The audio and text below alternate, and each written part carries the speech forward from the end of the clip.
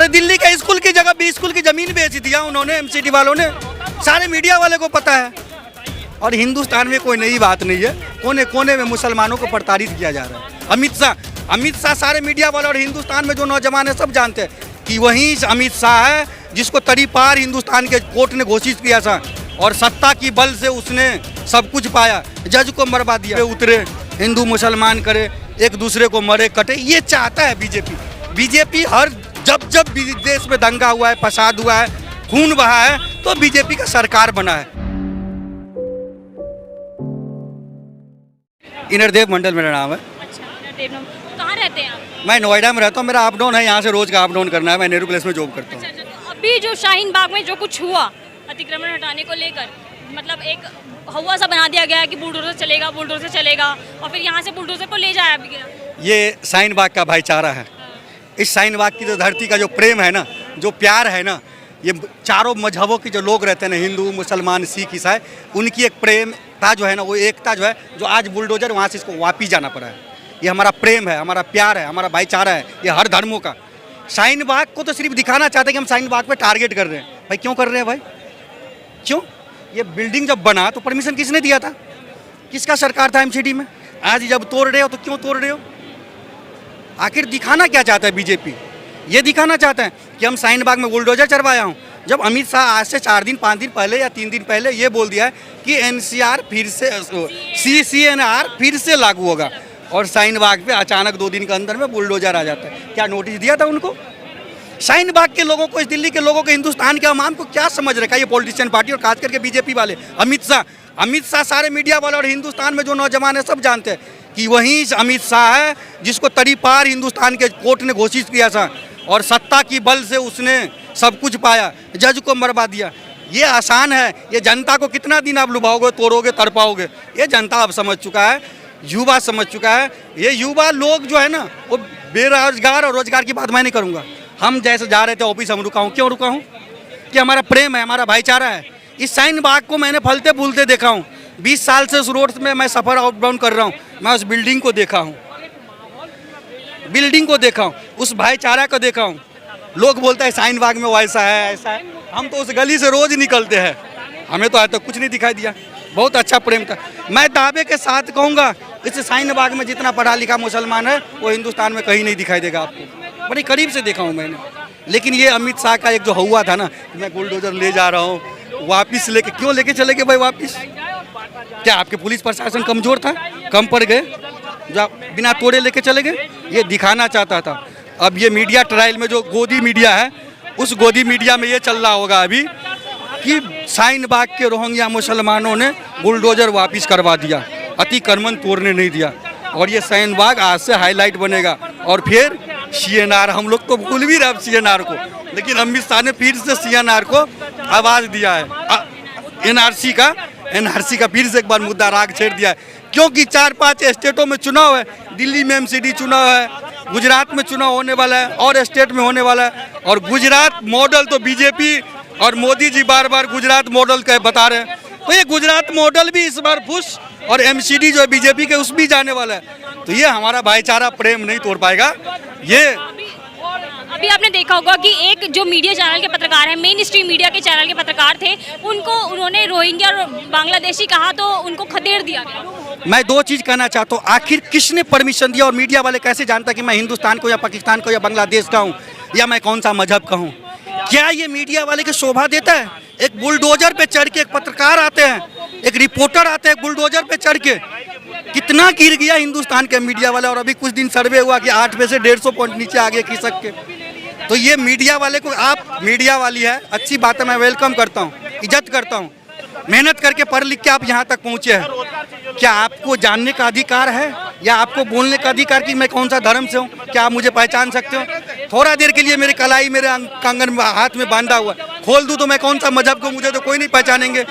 5 दिन पहले मैं दाढ़ी रखा था, लंबे था, आज कटा लिया हूँ, तो कौन मुझे पहचानेगा कि मैं हिंदू हूँ या मुसलमान हूँ? लेकिन मीडिया वाले को किसने हक दिया है कि पूछे कि रोहिंग्या हो या पाकिस्तानी हो या हिंदुस्तानी हो या मुसलमान हो या बिहार के हो या नेपाल के हो?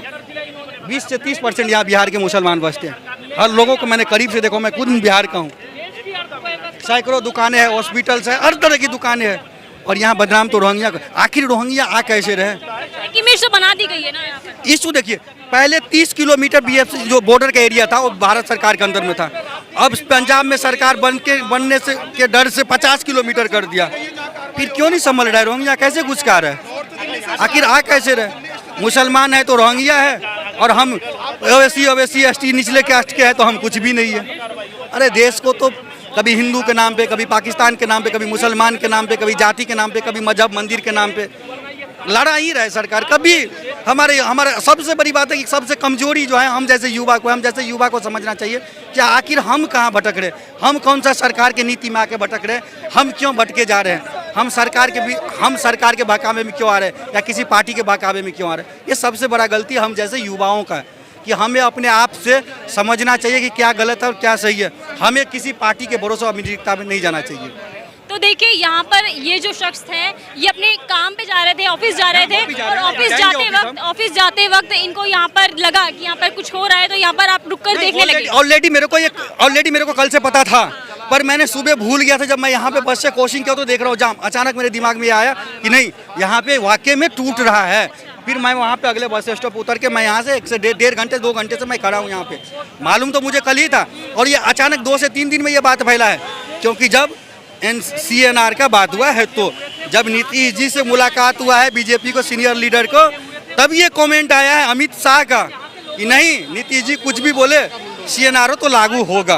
तो ये है, ये सामने से जो आवाज़ आ रहा है ना कि भाजपा, मैं कहूँगा ये बीजेपी का, ये भारत सरकार का बुलडोजर है, ये MCD का बुलडोजर है। क्योंकि MCD जो 20 साल से जलता हुआ दीपक था, लूट फरोख हो गया, वो अब फरार है, अब उसको जाने का अंत हो गया है।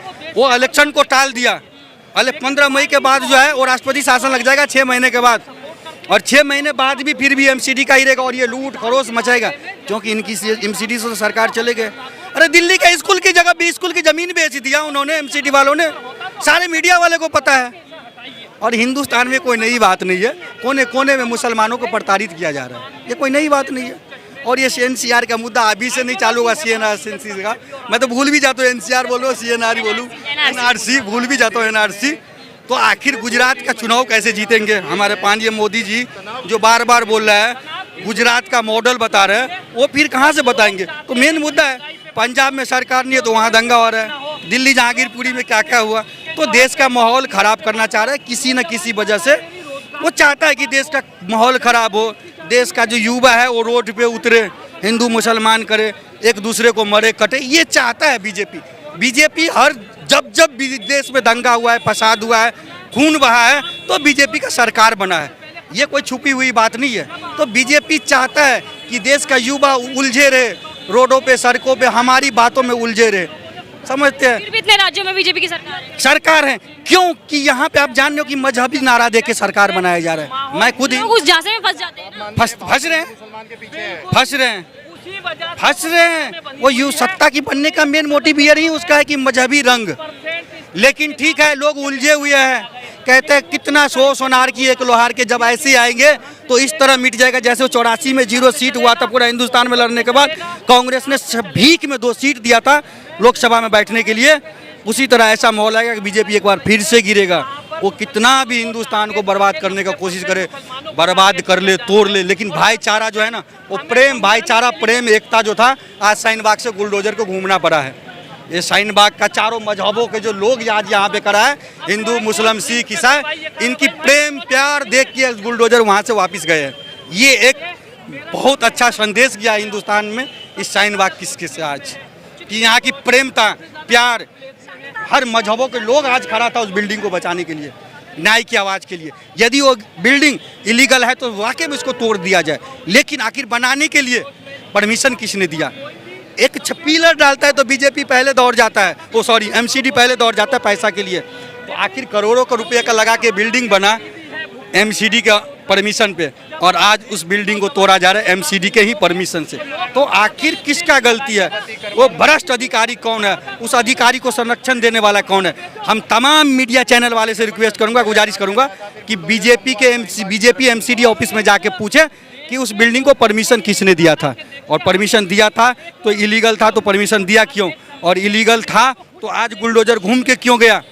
आज इलीगल था तो बुलडोजर किस वजह से घूम के गया? आज ये मीडिया ट्रायल में चला रहा होगा कि रोहिंग्या मुसलमानों को डर से हम भगा दिया हमें, लेकिन ये नहीं कहा होगा कि बीजेपी खुद घुटना टेक चुका है कि कल हम बनाने टाइम में पैसा लिए तो आज पैसा नहीं दिए तो तोड़ दिए। तो बीजेपी एक ऐसी भ्रष्टभाती हो चुका है, भली उनकी सरकार हो। वो कहावत है ना कि विदेशों में डंका बजे, गाना आया था मुझे याद नहीं आ रहा कि विदेशों में ताली बजे और घर में गाली पड़े, तो यही वाली कहानी है, यही वाली कहानी है।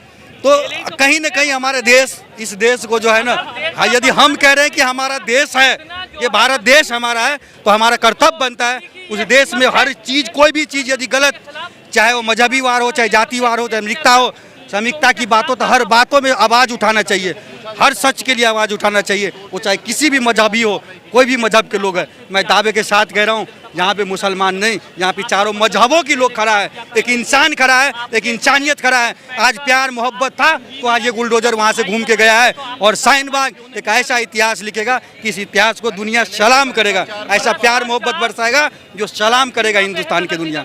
खबरों में बने रहने के लिए फोरम 4 को सब्सक्राइब करें और नोटिफिकेशन पाने के लिए बेल आइकन दबाएं।